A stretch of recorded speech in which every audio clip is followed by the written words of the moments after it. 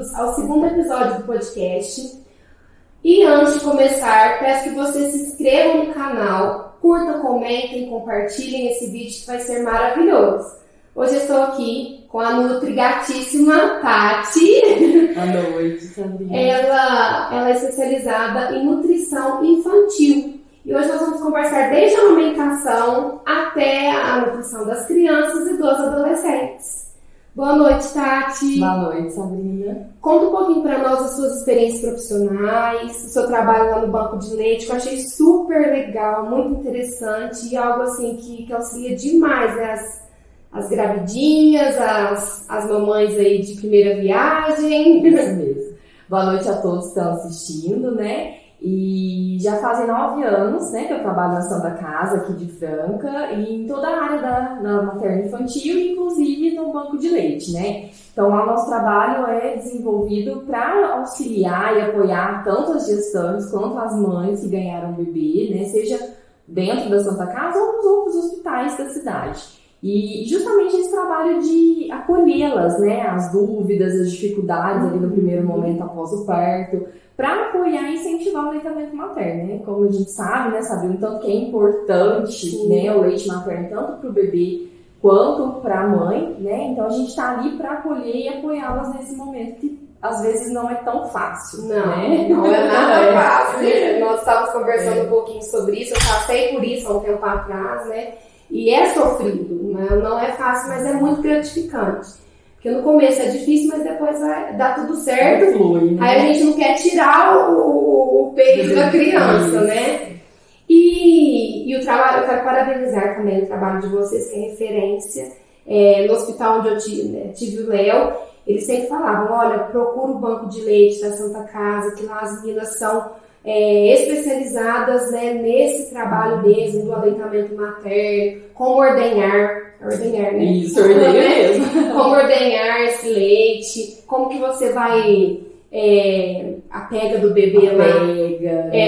Todo o processo, às vezes, até de armazenamento do leite futuramente, quando a mãe volta a trabalhar, né, sabe? Então, todas essas orientações e esses cuidados a gente faz lá no banco de leite, né? E realmente não é só porque eu trabalho lá, mas é um trabalho muito lindo, né? É um trabalho muito de excelência, a gente fala. Lá a gente segue todos os protocolos da rede brasileira de banco de leite. Então, tudo que é feito, tudo que é orientado, né? A gente segue um padrão de tudo que é feito no Brasil. Sim. E a gente vê que a rede ela é muito forte, né? São baseadas em estudos, então o trabalho é muito bonito e a gente vê como que é importante isso, né? Sim. A saúde a longo prazo. Às vezes as mãezinhas passam lá cheias de dificuldades e depois de alguns meses voltam com os bebês sadios, né? Conseguindo amamentar. Então é um trabalho muito gostoso. Eu sou suspeita para falar.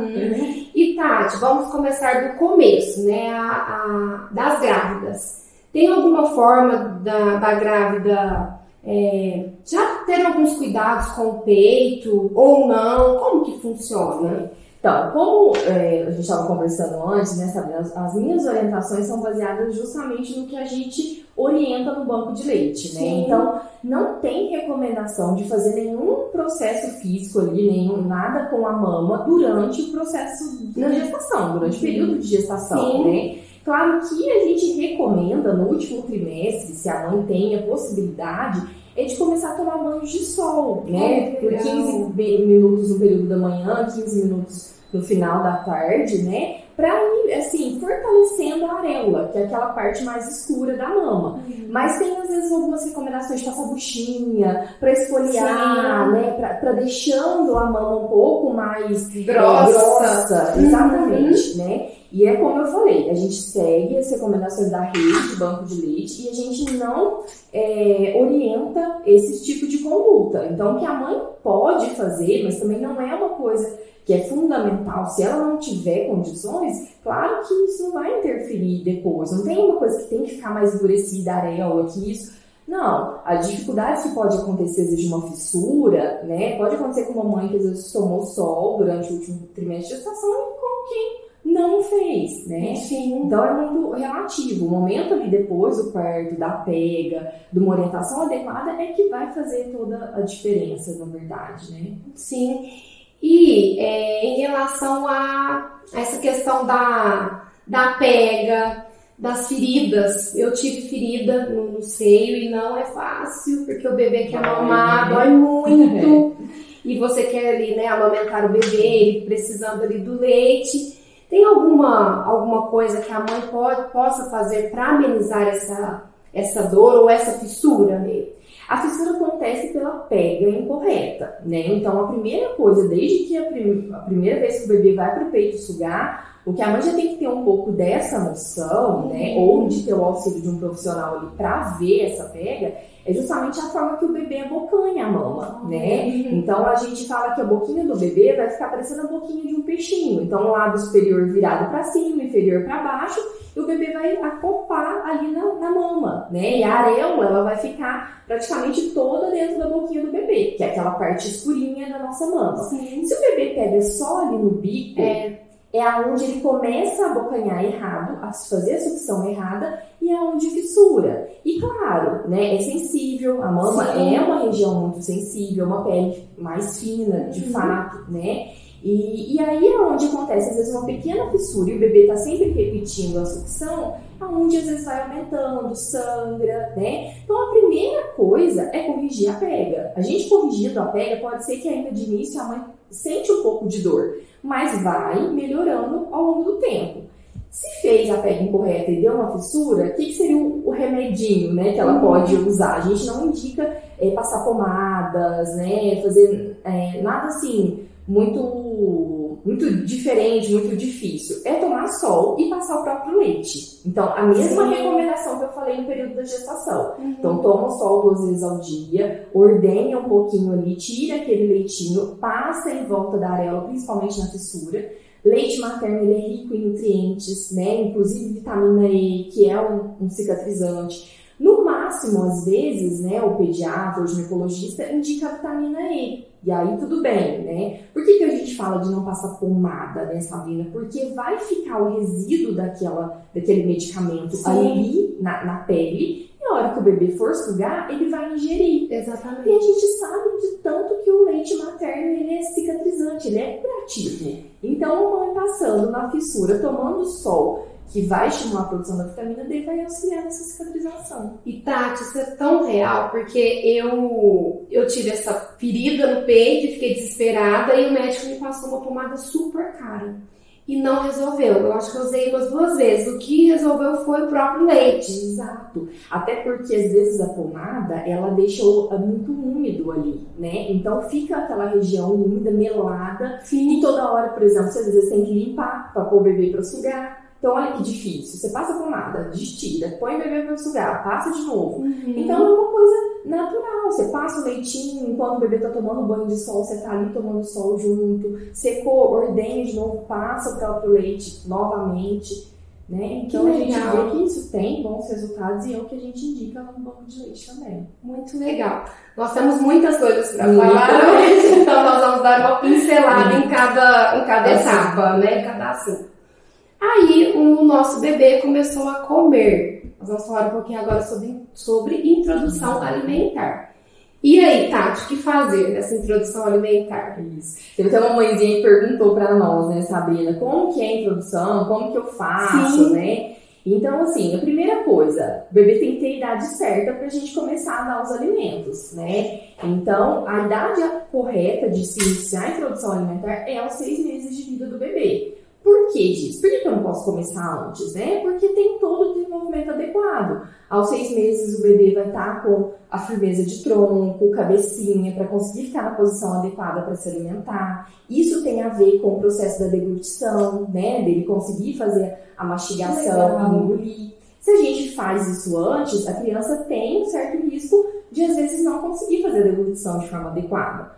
Outra questão é a maturação do intestino, né? A maturação gástrica, que é o amadurecimento do trato gastrointestinal. Então, antes disso, o bebê não está maduro ainda para receber alimentos diferentes do que o leite. Então, tudo tem um porquê, tudo tem as etapas, né? A gente não precisa pular etapas. Então, aos 6º mês é a idade certa do bebê começar a comer. Outra coisa, são sinais de prontidão. Quando, aos 6 meses, a gente começa a perceber que o bebê já está participando, às vezes, da refeição, ele vê aquela comida, ele se interessa, ele quer pegar, não só a comida, mas objetos, né? A gente vê que o bebê começa a ter um movimento de pega, de pressão palmar. Então, ele consegue segurar um objeto, passar para outra mãozinha, ou ele segura e ele leva na boca. Tudo eles levam. E aí, isso a gente já vai tendo noção de que tá na fase certa. Então, agora ele já sabe, por exemplo, se for para pegar, fazer um método BLW, né, que é a alimentação que o bebê mesmo faz, ele consegue pegar um alimento, levar na boca e se resolver, né?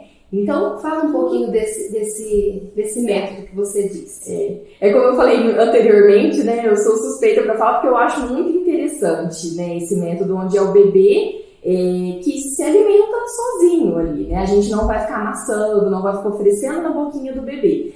E isso, quando a gente estuda, sabe, a gente vê que tem reflexo lá na frente, né, do bebê não ser, criança não ser tão seletiva. Porque o toque, o pegar, o sentir a textura do alimento, o sabor individual de cada alimento, isso tem uma contribuição enorme para a criança saber comer de tudo posteriormente, né?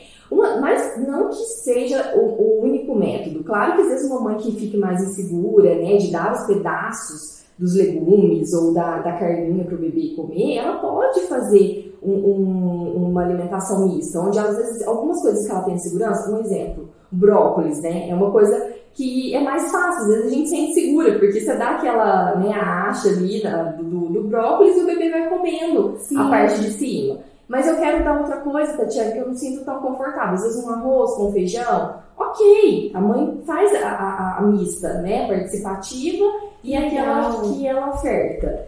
E uma das coisas, assim, que é mais importante, né, Sabrina, é a gente não triturar o alimento, a gente não bater no liquidificador, a gente não amassar aquela papinha e fazer tudo misturado, porque o bebê não consegue sentir o sabor de cada alimento. A papinha vira um sabor único. Sim. Então, ele não sabe identificar que sabor que tem o feijão, que sabor que tem a cenoura, né? Aí, quando a gente pensa no BLW, isso faz sentido e é tão interessante também. Mas, claro que para isso precisa de orientação, e tem os cortes adequados, tem evolução, né? Não é de qualquer forma que a gente dá para o bebê. Do nada eu entrego um pedaço tem um pedaço certo, sim, né? Porque senão a criança pode engasgar. Eu acho que esse é o O maior medo, É. né, das mães, das famílias, é a criança engasgar. Exato.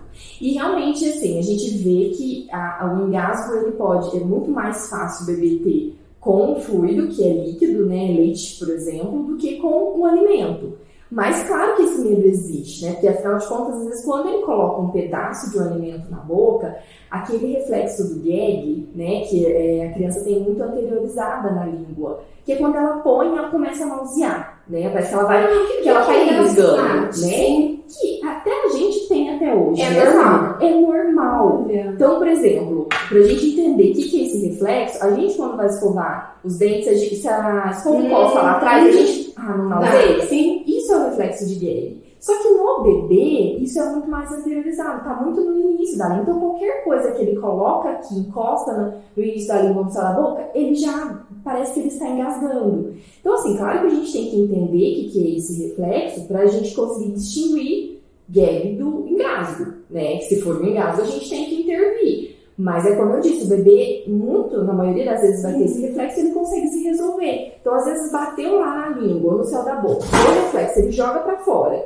Daqui a pouco você tá vendo o bebê pegar a comida de novo e levar, e tá tudo bem, né? Então, até a nossa reação e a nossa segurança tem que existir pra gente não apavorar o neném. E aí acontecer, de fato, um engasgo, né?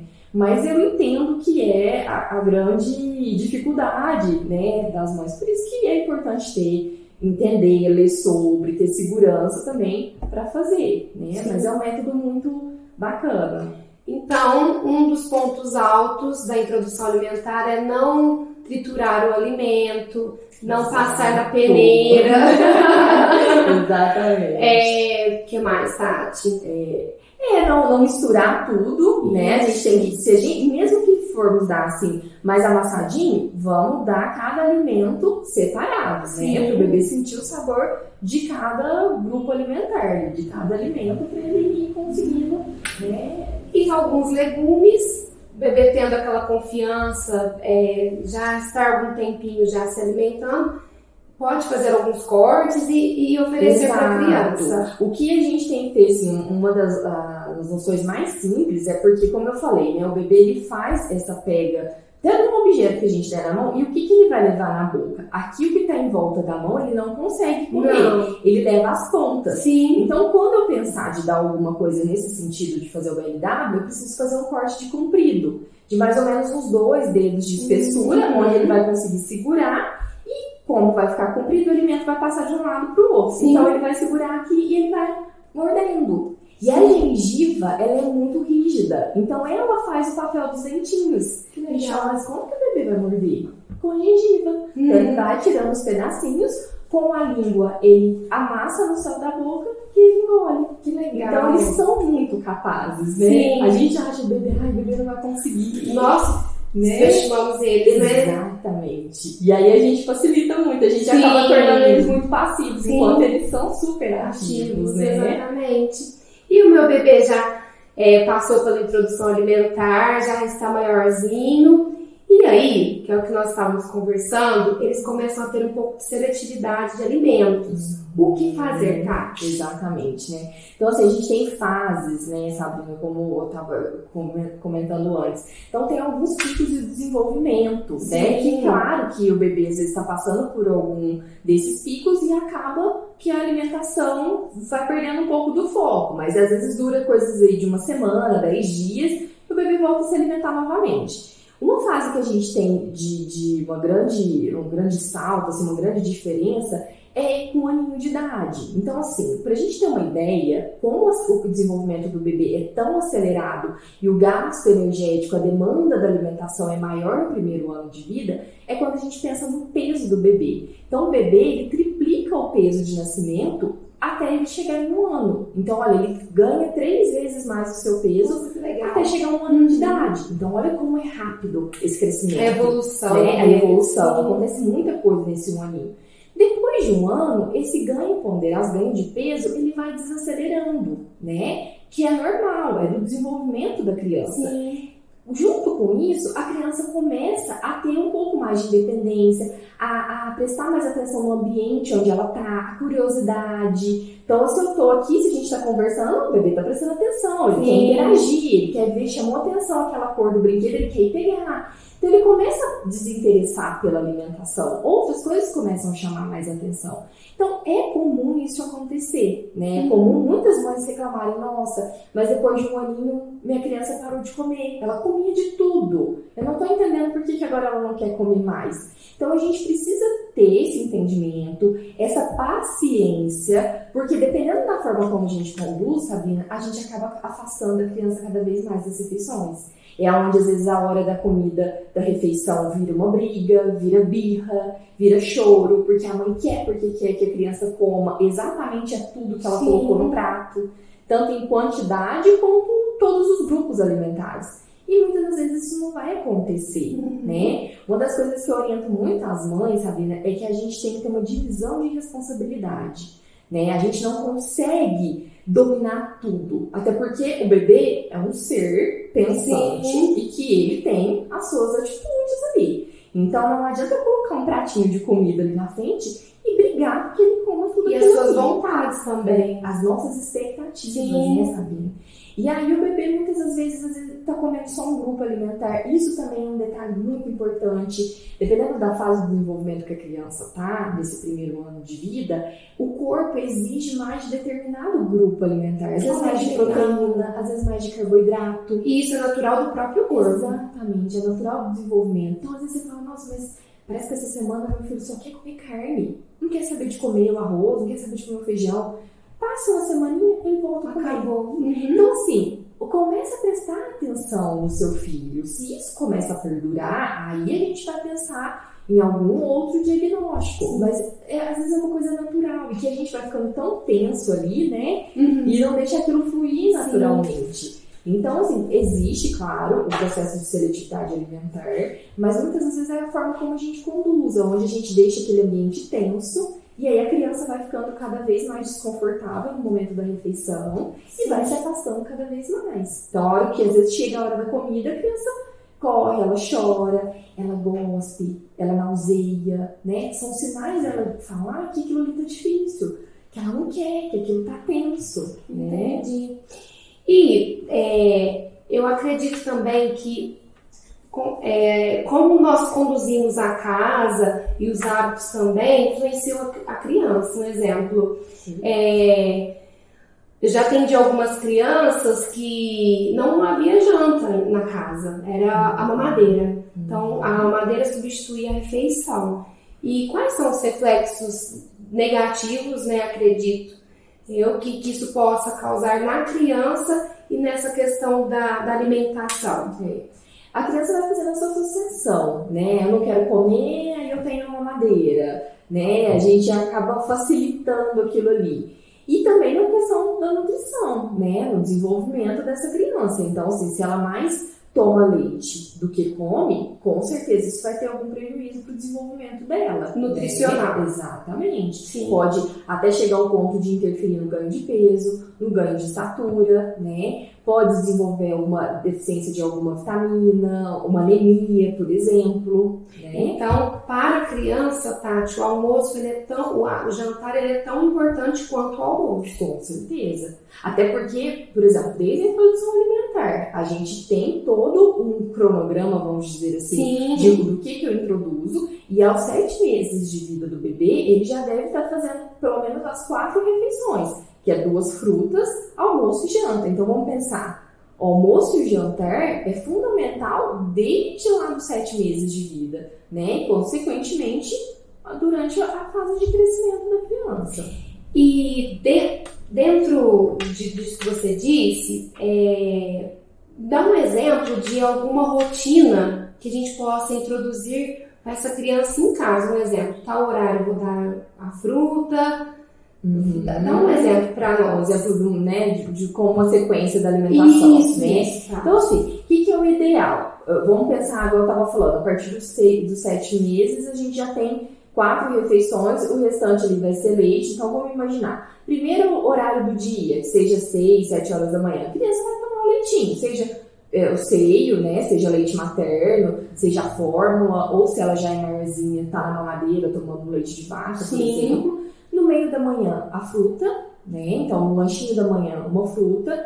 Depois, o almoço, tá? A gente pode até dar uma fruta como sobremesa também, tá? Isso pode. Pode, até porque a fruta, principalmente as frutas cítricas, né? Laranja, vamos pensar uma manga, uma acerola, enfim. Elas têm vitamina C que ajuda na absorção, principalmente do ferro que tem na comidinha. Que legal. Né? Então é o jeito da gente dar mais uma porção de fruta pro bebê. Quais são essas frutas, então, que as mamães podem dar após o almoço? A gente pode acerola, a manga, laranja, goiaba, enfim, né? Eu falo, a gente pode ir variando também. Sim, é importante variar. Mas é uma forma até da criança absorver os nutrientes e a gente incluir mais uma porção da fruta. Legal. Né? O ideal é a gente dar 3 porções de fruta por dia para a criança. Né? Então, às vezes, a gente não consegue encaixar isso ao longo do dia. Então, não precisa ser a fruta inteira. Né? Dependendo do tamanho da fruta, 1/3, metade. Sim. Né? Depois, quando for à tarde, o leite da criança, novamente. Mais tarde, o jantar. E aí, depois, à noite, o leite para mamar. Né? Então, esse seria mais ou menos o esqueminha da alimentação adequada. E essa criança está crescendo e vai ficando com 6, 7 anos. Eu já atendi crianças na sala de aula mesmo, no momento da refeição, do almoço, que só comiam o arroz e o feijão, Tati. E aí, o que fazer? Então, é como a gente pensa assim, tem 2 formas de responder essa pergunta, né? A gente pode estar passando um período que eu falei ali atrás, às vezes ela está passando por um pico de desenvolvimento, ou é o próprio corpinho ali que está exigindo mais determinado grupo de alimento. Sim. E aí isso vai passar em torno de uma semana, a criança volta a comer, ou de fato ela pode estar entrando num quadro de seletividade alimentar. né? Para a gente fazer um diagnóstico desse, a gente tem que entender quantos alimentos a criança come no dia, né? Às vezes ela vai ficando restrita a poucos alimentos, né? Menos de 20 alimentos ali. Por falta de ofertar um alimento diferente, é isso? Não só por falta, né? Às vezes a mãe até oferta, mas a criança recusa. Sim. A mãe não consegue fazer com que ela coma. Então aí a gente vai diagnosticar o que está acontecendo ali naquele momento. O que essa criança está tendo tanto pânico de comer certas coisas? Será que é a textura? Então, Sabrina, tem muita coisa em torno disso, né? Até o meu trabalho que eu faço em consultório é justamente com esse processo de nutrição comportamental. É a gente entender o comportamento da criança diante daquela dificuldade com o alimento e a gente vai trabalhar isso. Então, assim, tem N motivos. Às vezes é a própria textura de um alimento que ela não aceita, que às vezes ela põe na boca e aquilo causa uma aversão muito grande. Então, para a gente trabalhar aquele alimento que ela não está conseguindo comer, a gente tem que fazer dinâmicas lúdicas, né? Para a criança aproximar. Da criança, sim. Né? Então, é como eu estava te contando antes, não adianta a mãe chegar para mim e falar: meu filho só come arroz e feijão, o que eu faço? Eu monto um cardápio, né? Escrevo ali perfeitamente o que a criança precisa e dou para essa mãe levar para casa. Ela vai chegar em casa, ela vai continuar não conseguindo fazer o filho dela comer. Sim. Quando a gente trabalha isso com coisas lúdicas, né? Dinâmicas, brincadeiras, a criança vai se aproximando novamente. Então, o que eu dou de dica para as mães? Ai, Tati, sei lá, ele parou de comer legumes. Não quer, eu ponho no prato, nossa, é uma birra, vomita, gospe, um pânico. Então, vamos parar de colocar no pratinho da criança. Vamos deixar ali na mesa, vamos colocar só o que ele sente confortável, Sim. né? Que ele tem conforto. Ah, é o arroz e o feijão. É isso que eu vou colocar ali para ele se sentir confortável de comer. As outras coisas eu vou expor ali na mesa, né? E a gente vai comer junto. É como eu estava te contando, né, Sabrina? O tanto que faz diferença a alimentação em família, que hoje a gente vem perdendo muito isso pela correria do dia a dia, né? Então, a criança, ela repete o que a gente faz. Por isso que, claro, os pais são um exemplo, né? Principalmente na alimentação.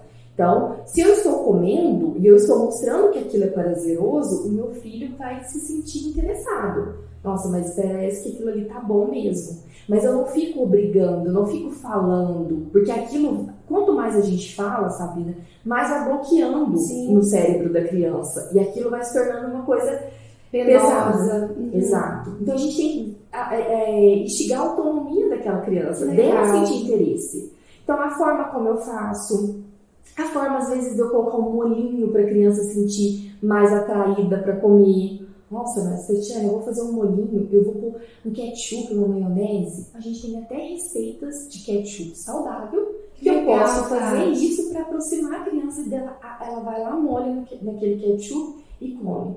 E ela se sente mais confortável. E tá tudo bem. Passou ali 2 dias, a mãe coloca às vezes sem aquele molhinho e ele se sente atraído de experimentar. E ele come. E aí ele vai percebendo que às vezes daquela maneira ele se sentiu, né, mais confortável e ele volta a comer determinado alimento. A gente tem que perceber também no nosso filho, sabe, texturas, né, que eu volto a falar. Prato bonito.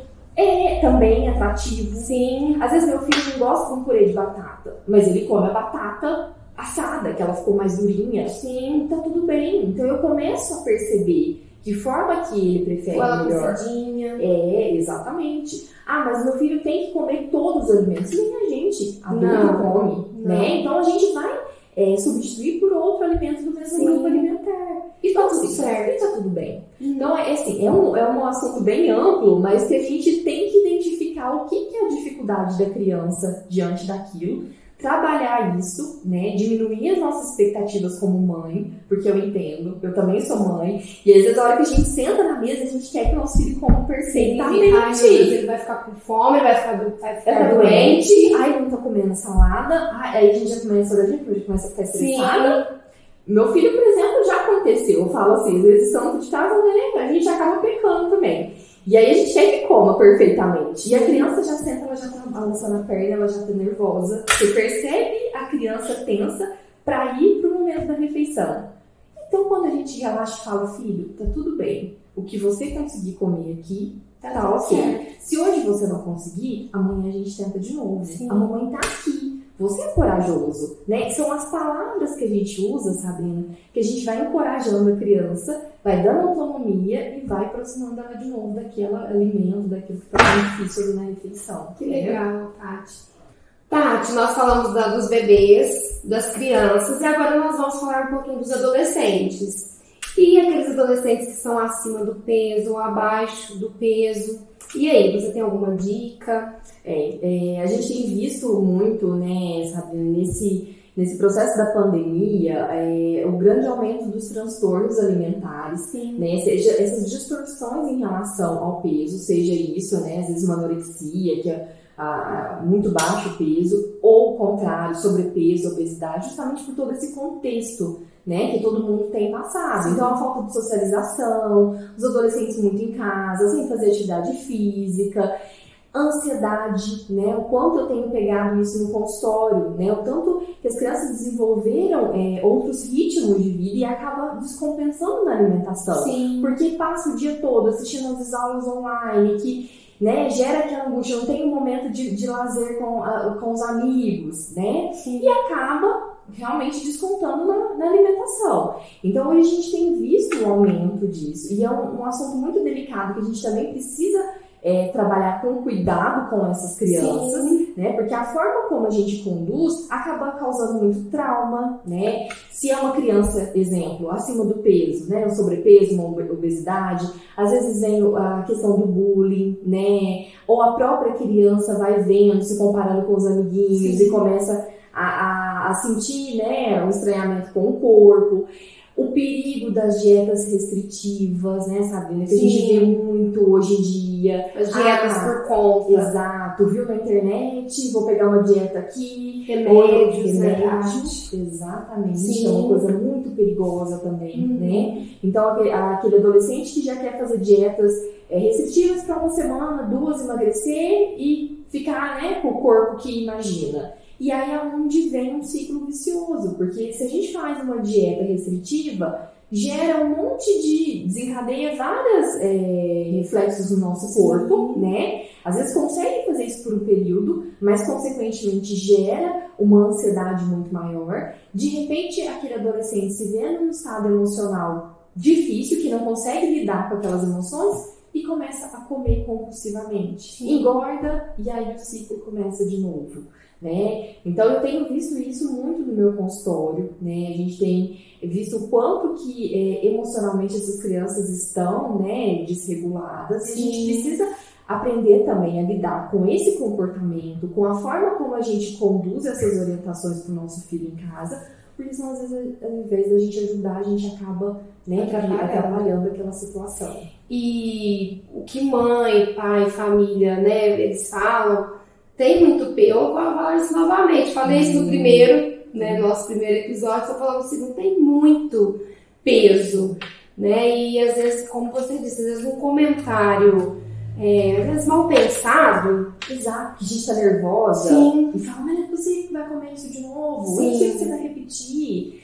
E assim, às vezes as mães não têm ideia do quanto que pesa, Sabrina. Porque no meu consultório, como eu faço essa dinâmica da nutrição comportamental, então é uma terapia nutricional. Sim. Com os adolescentes, eles entram no meu consultório sozinhos. Então a gente faz dinâmicas e ali eu vou conseguir entender o porquê daquele comportamento, o porquê daquela ansiedade, por que tá comendo depressa demais. E às vezes é a fala do pai ou é da mãe, e que aquilo ficou na criança e a gente não tem noção de como que aquilo ali vai refletir no dia a dia, no comportamento dele. E, Tati, que é o mais, assim, complicado, reflete na vida. Exatamente. Porque aí essa criança não aprende a lidar, tanto com as emoções quanto com a comida. Sim. Então, tudo ela associa. Se eu tô nervosa, eu vou comer. Se eu tô triste, eu vou comer. Se eu estou feliz, eu vou comer. Sim. Né? E aí ela não consegue lidar, né? Às vezes na frente dos pais, ela se restringe, ela não come praticamente nada. Aí ela leva a comida escondida pro quarto, né? Sim. É o que a gente às vezes tem visto muito, os adolescentes ficam no quarto estudando, ainda mais por conta de aulas online, e aí é onde as mães descobrem bala, chocolate, os papéis ali debaixo do colchão, né? Aquele comer escondido, ou quando os pais saem de casa e aí devoram tudo que tem na geladeira. Sim. Então a criança não aprende, ou adolescente, a se relacionar bem com aquele alimento. E vai taxando, né, Sabrina, o que é mais perigoso, vai taxando os alimentos como proibidos, né? E o que gera mais compulsão, porque tudo que é proibido dá mais prazer. Então, na hora que ela se vê diante daquele alimento, ela não sabe se comportar. Sim. Ela quer comer tudo. Né? E é importante os pais também terem claro isso na cabeça, que é um processo, e o processo demanda um tempo. Exatamente, sabe? Isso é muito importante de entender. Seja lá com a criança que tem a seletividade, seja com o seu adolescente que está passando por esse processo difícil, tudo demanda tempo. Não é do dia para a noite que isso vai mudar. E não é só com a criança, né, Sabrina? Somos nós, pais, também precisamos mudar o nosso comportamento, porque nós somos o reflexo, né, das atitudes deles. Então, se o entorno, né, os pais, o irmão, quem mais mora na casa, não tiver, né, balanceado com essas ideias, a criança não consegue se resolver. É a mesma coisa de falar assim, ó, Tati, você está de dieta, mas fazer aquela super compra, cheia de chocolate, de um monte de coisa gostosa, mas você não pode comer, você pode comer só uma vez por semana. Exatamente. Não existe. Ou com os irmãos, né? Como eu já peguei isso. Mas o seu irmão pode, porque ele é magrinho. Você não. Entendi. Isso causa um trauma na criança, né? Então, por que eu não posso? Né? Então ela é melhor do que eu. Então eu não vou comer. Ou às vezes eu vou pegar alguma coisa escondido. Açúcar. O que for de doce, que às vezes a criança vem pela frente. Aí surge aquela questão de comparação e é bem complicado. Então atinge toda a autoestima, né? Então é muito delicado, né? Trabalhar com esses aspectos. Tati, estou amando. Então nós falamos do bebê, amamentação, das crianças, a introdução alimentar também, né? Dos adolescentes. E agora, como eu havia falado no Instagram, nós vamos responder aquelas perguntas, tá bom? Tem uma pergunta aqui, ó. As frutas que ele come, a criança come, não come a fruta, mas a mãe faz o suco dessa fruta. Ela até colocou aqui, fazendo assim está tudo bem? A gente volta àquele raciocínio de pensar. Já que está sendo um período, a criança parou de comer frutas, então, dependendo da idade, né, sabe? Porque a gente sabe que até um aninho a gente não deve oferecer suco. O suco é depois de um ano. Então, se é o caso dessa pergunta, a criança tem mais de um aninho, a gente pode pensar assim, vamos oferecer o suco para aproximá-la de comer a fruta. Mas não deixar de oferecer a fruta. Exato. Né? Porque o que acontece? Por que a comer a fruta é melhor do que o suco? Porque quando a gente faz o suco, mesmo que seja natural, a gente está extraindo a maior parte do açúcar que tem naquela fruta. Porque o bagaço, a casca, tudo a gente joga fora. Né? A gente só fica com aquele líquido daquela fruta. Quando a gente come a fruta, a gente está comendo toda ela inteira. A polpa, o bagaço, a fibra, todos os nutrientes que tem ali. Então, claro que do ponto de vista nutricional, é melhor eu comer a fruta do que beber o suco. Mas e se ela está passando nesse processo de seletividade? Então, ok. Que é normal. Que é normal acontecer. Né? Hoje a gente tem um grande número de crianças passando por isso. Então, ok, a gente vai oferecer o suco, a gente não vai deixar de oferecer a fruta e vamos aproximar ela daquela fruta. Se é uma laranja, por exemplo, vamos convidar ela para fazer esse suco juntas, vamos picar, vamos pedir para ela cheirar. É aquilo que eu disse, vamos trazer o conforto e segurança, porque daqui a pouco ela pode estar olhando para aquela fruta e tá levando a boquinha e tentando comer. E assim, né, Tati, algo natural. Exato. Né? Exatamente, sabe? Fazer o processo ser algo natural. Ativa no cérebro da criança o interesse por experimentar. E a gente não precisa ficar falando, a gente age. Então a gente estimula, instiga ali na criança a curiosidade e a vontade de fazer aquilo ali. E de repente ela faz. É muito curioso, né? Até quando eu faço essas dinâmicas no consultório, é muito isso. A gente brinca com a comida. Eu não tô falando nada pra ele comer. De repente a criança tá lá mordendo aquele alimento. E ele fala, nossa, mas que eu fiz tudo e ele não fez isso. Vamos bater palma, a gente vai fazer festa. age naturalmente. Sim. Aí ele sentiu conforto, ele falou, tá tudo bem, tá vendo? Não era um bicho de 7 cabeças eu comi isso aqui. Então é um processo que precisa, de fato, ser natural. É a gente saber instigar a criança, né? O simples funciona. Exatamente. A gente vai criando tanta coisa na nossa cabeça, as nossas expectativas ficam tão altas, porque a gente quer tudo muito perfeito, né, Sabrina? E a gente passa um peso tão grande para as nossas crianças, que elas não conseguem, ficam sufocadas, né? Não conseguem reagir, né? Que legal. E como iniciar a introdução alimentar? Isso, como a gente falou lá atrás, né? Eu falei dos sinais de prontidão, então a gente precisa observar isso, né? O ideal, como eu falei, é começar com a frutinha. Então a gente começa com a fruta no lanche da manhã, os outros horários vão ser mamadas. Primeira semana, a criança tá comendo bem a frutinha. O que eu falo comer bem é de estar sentindo prazer daquilo ali, porque o bebê ainda não sabe que aquilo ali é comida, não sabe que aquilo vai encher a barriguinha. Não tem essa noção. Não, e às vezes ela vai falar, ai, mas ele não tá comendo. Ele tá só brincando com a comida. Tá tudo bem, é isso mesmo, ele tá descobrindo aquilo ali. Ele vai rir, ele vai cuspir, um pouquinho ele engole, um pouco não. Então tá acontecendo isso, na semana seguinte a gente passa para a segunda fruta, né, no período da tarde. Então uma fruta de manhã e uma fruta à tarde.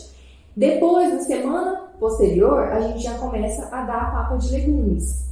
Com 7 meses, o legal já seria que a criança estivesse comendo 2 frutas, almoço e janta, tá? E os demais horários vai ser o leite. E claro, Sabrina, acho que eu já falei isso no início, o processo de introdução alimentar é até 1 aninho de vida do bebê. Então, cada bebê vai ser de um jeito, ele vai desenvolver de um jeito. A gente não pode ficar comparando, mas a da minha vizinha come tanto, a porçãozinha tal, o meu não come nada. Eu tenho que comparar o meu bebê com ele mesmo. Exatamente. Então, ele vai evoluindo no ritmo dele. Então, até 1 ano, pode ser que às vezes ele está mamando um pouco mais em certa refeição e não comendo tanto, né? Ele está aprendendo ainda a comer. Depois de 1 aninho é onde a gente já começa a se preocupar mais. E aí a criança não deve mamar tanto, ela tem que comer mais do que o leite. Né? E tem essa questão de alguns bebês serem mais gulosos e outros não comer tanto. Isso é mito ou é verdade? Tem. Até esse reflexo de fome e saciedade, a gente também precisa estimular no bebê desde pequenininho. Então, às vezes, a gente vê até bebês que são mais ansiosos ali frente à comida, né? Então, eles comem, daqui a pouco tá querendo comer de novo. Então, até essa percepção no bebê, a gente precisa ter também. Porque aí a gente começa a entender. Mas, agora já tá saciado, né? Ele acabou de comer um pratinho ali suficiente, bom, né? Então, aquilo ali já não é fome. Então, às vezes, de fato, tem bebês que desde, né, pequenininhos, às vezes tem uma certa compulsão ali, né? Então, uma associação errada com a alimentação. Então, a gente precisa também saber coordenar isso. E o que vai nortear essa questão do ganho de peso ou não é as idas ao pediatra, que é muito importante. Tem algumas crianças que, infelizmente, não têm esse acompanhamento. Às vezes a mãe leva só nos primeiros meses de vida e devido à correria e às vezes também não colocar isso como prioridade, isso acaba ficando de lado e isso é muito sério, né? Infelizmente, assim, também nesse período de pandemia, né, como eu trabalho na Santa Casa, a gente trabalha com o SUS, a gente viu que ficou muito defasada essa questão de consultas, né? Era uma das queixas que as mães sempre traziam. Você acabava levando no pediatra, na verdade, no pronto-socorro, quando a criança estava com algum problema de saúde, porque não estava conseguindo levar nas consultas, não estava tendo agendamento, né, Sabrina? Então, assim, a gente passou um período muito difícil. Mas, assim, para aquelas agora que tá voltando tudo ao novo normal, né, é importantíssimo ter essa consciência de que precisa fazer o acompanhamento adequado, né, do seu bebê, para justamente sempre pesar, medir, ver se o bebê tá na curva, né, de crescimento adequada, no desenvolvimento neurológico, não só de peso, né, mas porque se tiver que ser feita alguma intervenção que se faça precocemente. Porque isso interfere em tudo, né, no desenvolvimento, motor, físico e tudo. E a gente fala que os 2 primeiros anos de vida, né, Sabrina, às vezes algumas mães já até ouviram falar dos primeiros 1000 dias, né? Hoje em dia já tem se falado até de 1100 dias. Então, é desde a gestação até os 2 anos de vida do bebê. É uma fase importantíssima, principalmente do ponto de vista nutricional. Então, a forma como essa gestante se alimenta, a forma como é a amamentação, né? Se esse bebê mamou no peito, a forma da introdução alimentar. E essa fase até os 2 aninhos, o que a gente oferece, né? De alimentos, né? Da composição ali da alimentação dessa criança, vai refletir a longo prazo, né? Tanto cognitivo, né? Desenvolvimento cerebral, quanto peso, quanto uma boa relação com a comida. Sim, e ouvindo você falar isso é interessante porque pedagogicamente também até os 3 anos de vida é um marco na nossa vida, é a fase que nós mais temos sido desenvolvermos, né? A fase que a gente mais desenvolve na vida. Ali, né? Exatamente. Tudo acontece no nosso corpo. E na neuropsicopedagogia eu também pude aprender isso também, que na parte neurológica é a fase que nós mais, que o cérebro atinge um ápice, assim, de desenvolvimento. Então, não só na parte nutricional, mas como um todo. Por isso que é importante esse acompanhamento, né, de perto. Sim, porque justamente se tem algo de errado, a gente vai conseguir servir precocemente. Exatamente. E vamos para outra pergunta. Como a minha filha só come arroz... porque a minha filha só come arroz e feijão. Fico aflita, não come mais nada. É aquela questão da gente entender, né? Será que ela está nesse processo da seletividade? Será que ela está restringindo não só ali as principais refeições, mas as outras também? Está ficando só no leite? Então, é entender isso e volta a falar, né? A gente identificando que é uma criança maior, né? Ela não está passando naquele pico de desenvolvimento que eu citei ali atrás. Não, está se perpetuando, ela já faz um longo período que só come isso. Sim. Então, aí a gente precisa intervir nesse ponto, né? De como que a gente vai fazer dinâmicas ali em casa, no momento da refeição, fora do momento da refeição, brincadeiras para deixar ela tranquila. Eu falo muito isso para as mães, né? Leva a criança no varejão, mostra para ela, deixa ela se interessar. Filho, olha, vamos levar uma frutinha diferente na casa? Qual que você quer levar? A criança vai se atrair pela beleza da fruta, muitas vezes. Chegou em casa, vamos brincar com ela daquilo ali. Olha, vamos pegar, vamos ver como que é. Vamos partir juntos, cheira, vamos ver o cheirinho que tem, vamos passar a mão. Porque aí a criança vai se tornando, né, vai ficando confortável com aquilo ali. E aí, nas próximas vezes que você colocar aquele alimento na mesa, ela vai se sentir interessada em comer. E a criança, ela se desperta, né? O encantamento. É você mostrar que existem várias possibilidades dentro daquilo que você está apresentando para ela. Isso na escola, a gente também trabalha muito isso com a criança. Às vezes não quer fazer atividade, mas eu acho que vai também, Tati, dar como você aborda. Né? A forma como... Com certeza. Tudo né? Volta a falar que nós estávamos falando, a questão da naturalidade, levar as coisas com mais leveza. Isso, né? Porque criança nessa fase, né, você sabe até melhor que eu, é o lúdico, né? Sim. É aquela base, lúdico, Então, a criança a gente tem que chamar a atenção dela, sim, né? Pra tudo. Porque senão, realmente, ela começa a ficar muito resistente, não só pra comida, às vezes pra roupa. Mas eu não quero pôr isso aqui. Ela já começa a ter essa autonomia, né? E as decisões dela, né? Exatamente. Não quero fazer isso. Não, agora eu não vou, né? E pra alimentação, uma coisa muito importante também é a gente ter a previsão do que vai acontecer. Porque quando a criança já começa a ficar muito mais dispersa com o que está acontecendo em volta, o que acontece muito? Ela quer brincar. Chega na hora da comida, ela não quer parar para comer.